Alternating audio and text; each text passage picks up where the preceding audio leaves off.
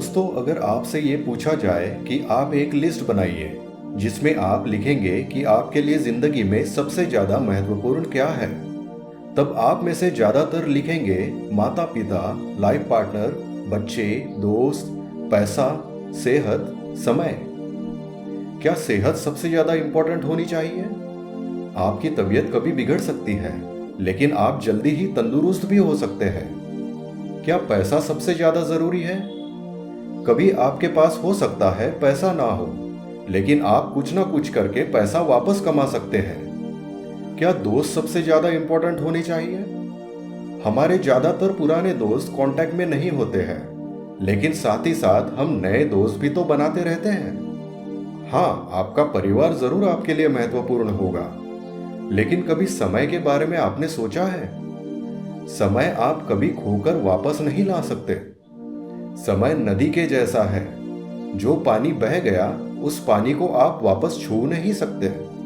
और यही बात दुनिया के हाईली सक्सेसफुल लोग समझते हैं। दुनिया के हाईली सक्सेसफुल लोग समय को लिस्ट में नंबर 1 रखते हैं। ऑथर केविन क्रूज ने अपनी book 15 secrets successful people know about time management में बताया है कि बिलियनियर्स और हाईली सक्सेसफुल लोग अपना टाइम किस तरह से मैनेज करते हैं ताकि वो अपनी प्रोडक्टिविटी को बढ़ा सके, और ऐसे कौन से तौर तरीके हैं जिससे उनका टाइम वेस्ट ना हो पाए।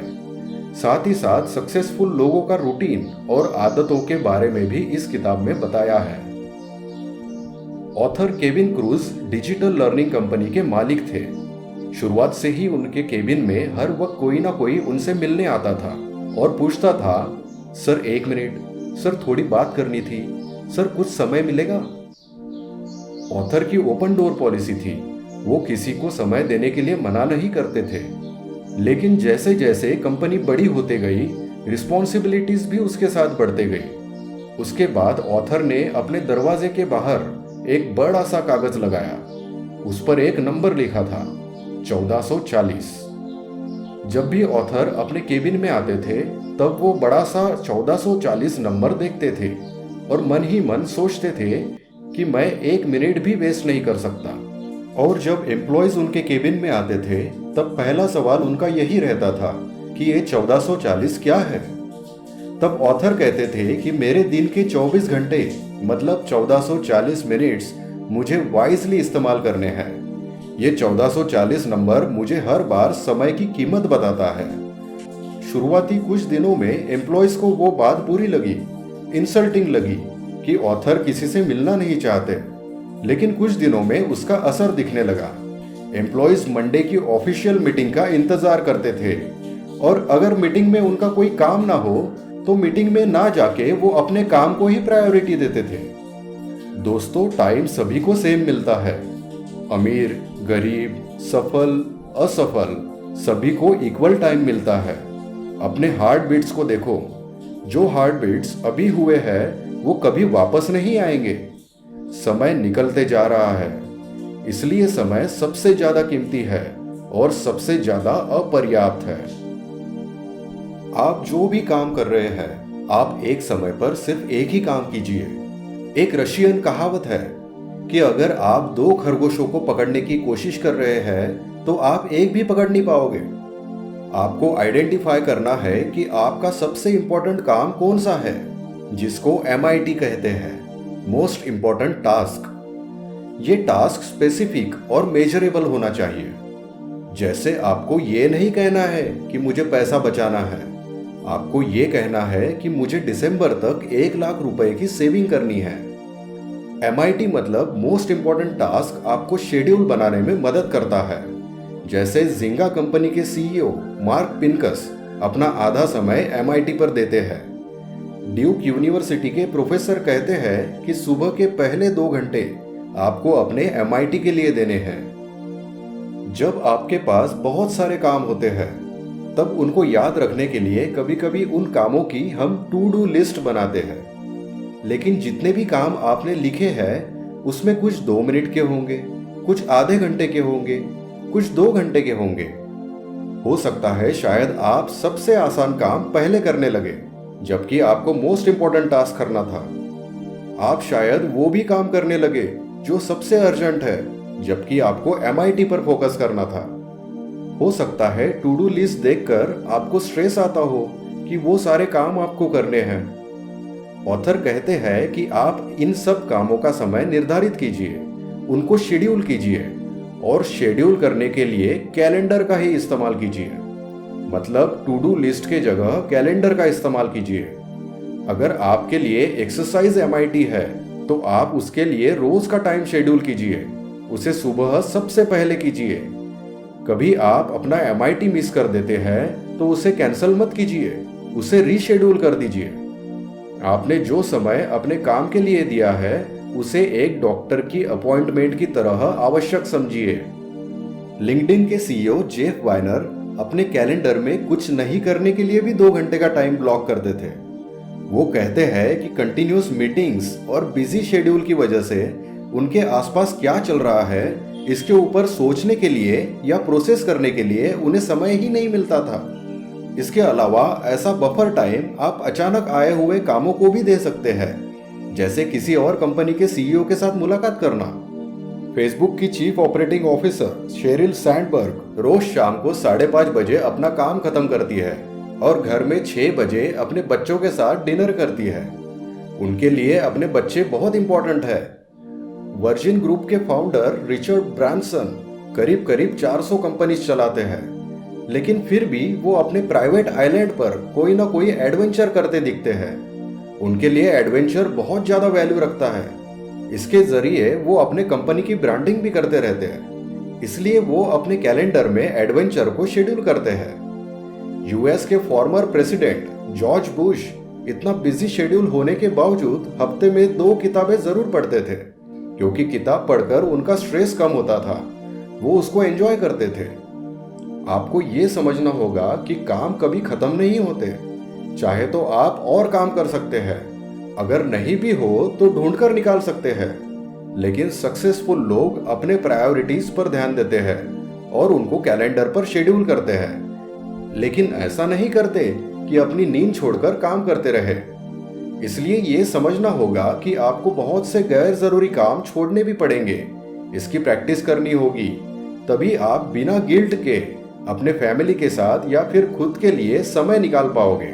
इससे आप अपना मेंटल स्ट्रेस भी कम कर सकेंगे।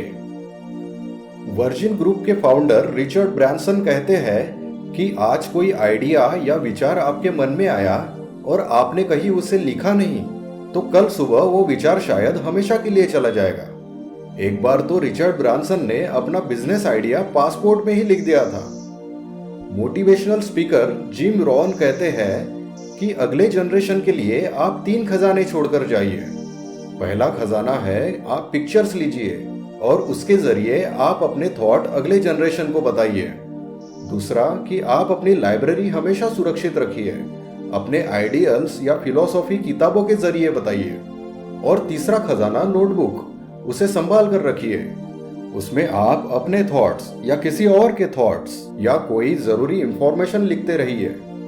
साल के अंत में जब उस नोटबुक को आप पढ़ेंगे जिसमें आपने कुछ भी रैंडम चीजें लिखी होगी, तो आप चौंक जाएंगे कि किस तरह आपने पिछले साल प्रोग्रेस किया और देखेंगे कि उनमें से कौन सी चीजें इस साल काम आएगी।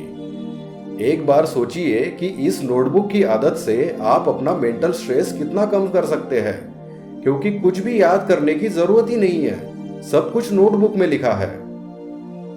ईमेल्स को कैसे मैनेज करें, इसके लिए ऑथर ने 7 स्टेप्स बताए हैं। आपको ईमेल इनबॉक्स में कई बार कुछ ऑफर्स, कुछ न्यूज या कुछ भी गैर जरूरी अपडेट्स आते होंगे, उन्हें तुरंत अनसब्सक्राइब कर दीजिए। ईमेल्स के नोटिफिकेशन टर्न ऑफ कर दीजिए ताकि वो आपको डिस्ट्रैक्ट ना कर सके। ईमेल इनबॉक्स को जीरो करने के लिए आप 3210 सिस्टम का इस्तेमाल कीजिए। इसमें 3 का मतलब है दिन में सिर्फ 3 बार, सुबह, दोपहर, रात अपने ईमेल इनबॉक्स को जीरो करना है और हर बार 21 मिनट में ही इसे खत्म करने की कोशिश करनी है। आपको अपने रिप्लाई छोटे रखने हैं और अपने इनबॉक्स को जीरो करना है। जब आप इनबॉक्स को जीरो करेंगे तब आपको 4 Ds का इस्तेमाल करना है। पहला डू इट, मतलब उस पर तुरंत रिप्लाई देना है, या फिर डेलीगेट इट, इसका मतलब है उस ईमेल को रिस्पॉन्ड करने के लिए किसी और को फॉरवर्ड कर देना है। या फिर डेफर इट, इसका मतलब है उसे फ्यूचर में किसी और समय देखना है, जिसके लिए आप एक अलग फोल्डर बना सकते हैं। नहीं तो फिर डिलीट इट, इसका मतलब उसे डिलीट या आर्काइव कर देना है।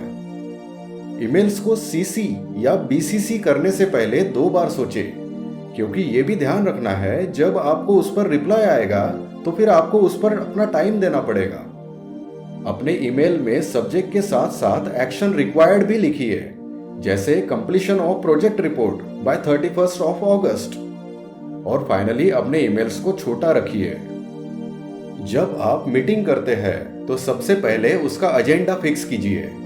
उस एजेंडा पर मेंबर्स का फीडबैक लीजिए, ताकि कोई भी नया टॉपिक उस मीटिंग में डिस्कस ना हो। मीटिंग करने का उद्देश्य क्लियर होना चाहिए। उस मीटिंग में कौन से जरूरी मेंबर्स को बुलाना है, इसकी पहचान कर लीजिए। मीटिंग में कम से कम मेंबर्स को बुलाइए। गूगल कंपनी अपने मीटिंग में 10 मेंबर से ज्यादा नहीं बुलाती है। एप्पल के फाउंडर स्टीव जॉब्स उन लोगों को मीटिंग से वापस जाने के लिए कह देते थे जिनके पास मीटिंग में पार्टिसिपेट करने का कोई जरूरी कारण नहीं होता था। एजेंडा में जो टॉपिक्स होते हैं उसे जहां हो सके क्वेश्चन फॉर्मेट में लिखिए, ताकि मेंबर्स पहले से ही सोच के रखें कि मीटिंग में उनको क्या बोलना है। एजेंडा के सारे टॉपिक्स का समय फिक्स कीजिए।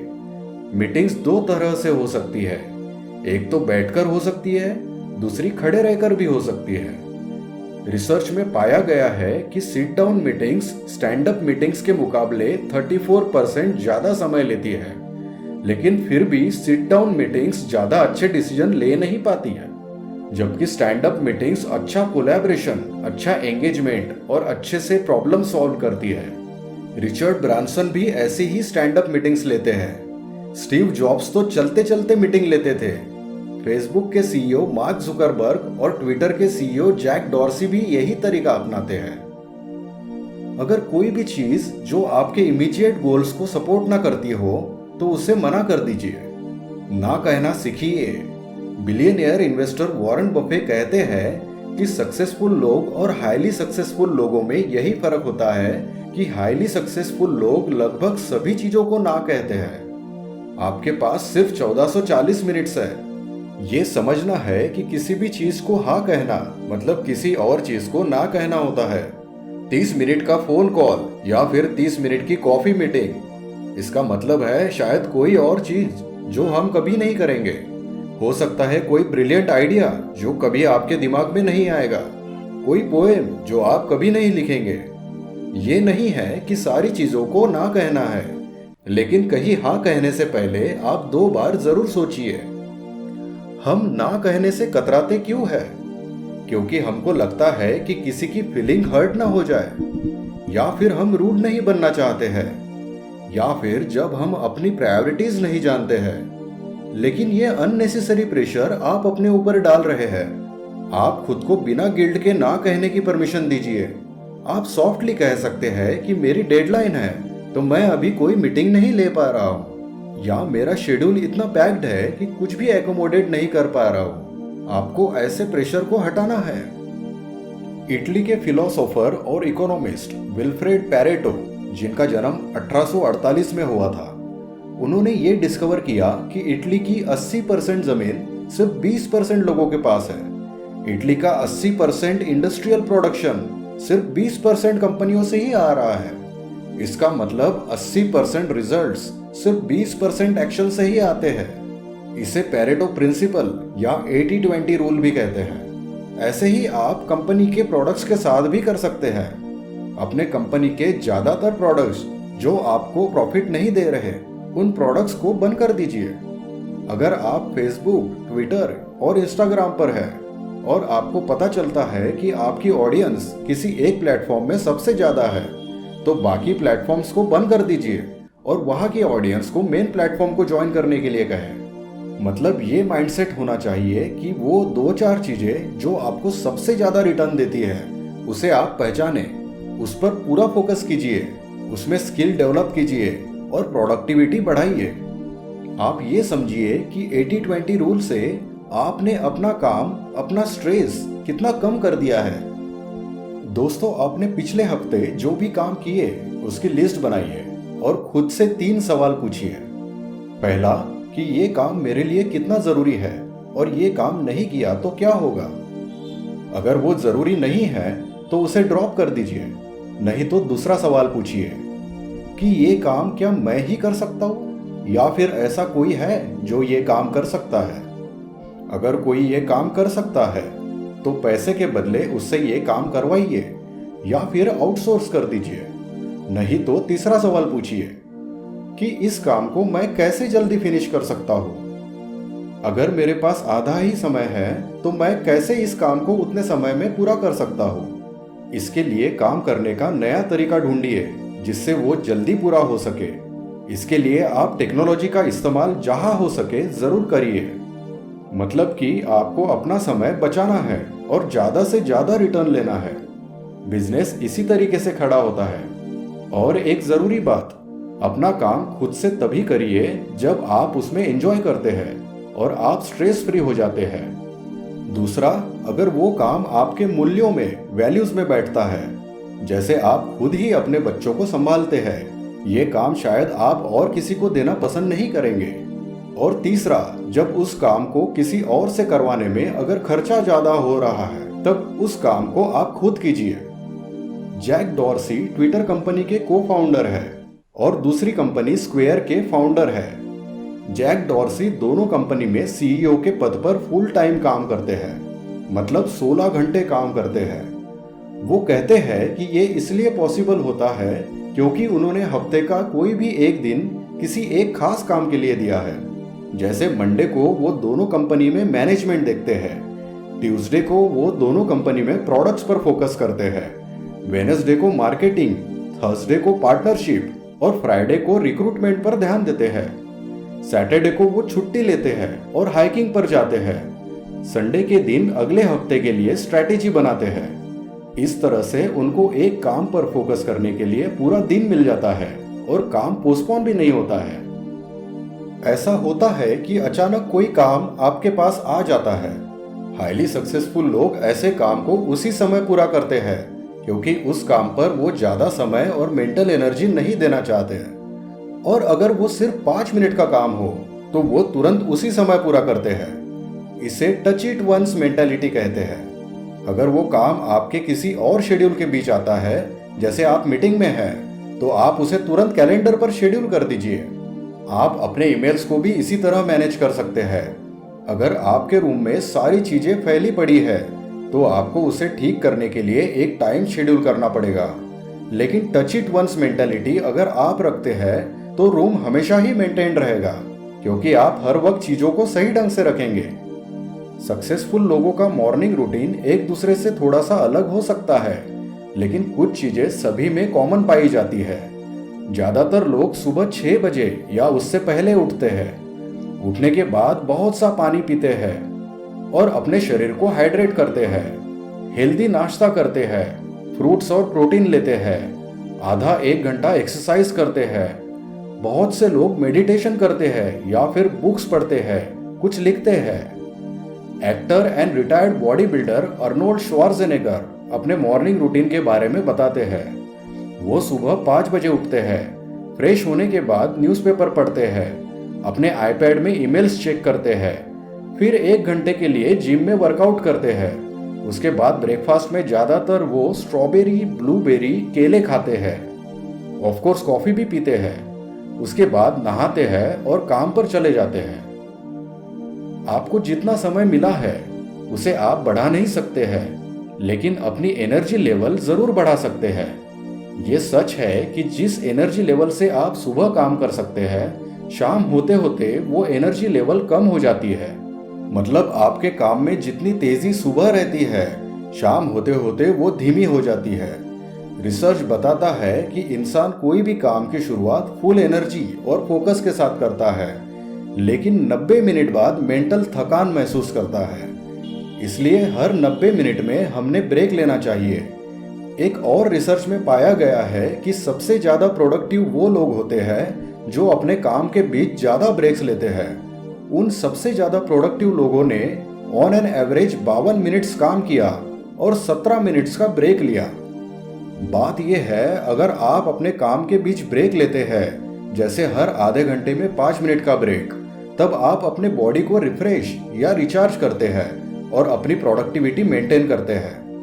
आपकी अच्छी हेल्थ ही आपकी एनर्जी लेवल बढ़ा सकती है। उसके लिए अच्छी नींद जरूरी है। अल्कोहल, कॉफी, प्रोसेस्ड फूड, इनका कम से कम सेवन होना चाहिए। अपने शरीर का सही वजन मेंटेन करना चाहिए। पानी ज्यादा पीना चाहिए और रोज एक्सरसाइज करनी चाहिए। ऑथर ने हमें E3C सिस्टम बताई है। वो कुछ नहीं बल्कि हमने जो भी चीजें डिस्कस की है उसको संक्षेप में बताया है। E का मतलब है एनर्जी लेवल बढ़ाना और 3C में पहले C का मतलब है कैप्चर, मतलब अपने नोटबुक में लिखते रहना। दूसरा कैलेंडर, मतलब मोस्ट इंपॉर्टेंट टास्क कैलेंडर में शेड्यूल करना। और तीसरा कॉन्सेंट्रेट, मतलब एक समय में एक ही काम करना और हर एक घंटे में छोटे छोटे ब्रेक्स लेना।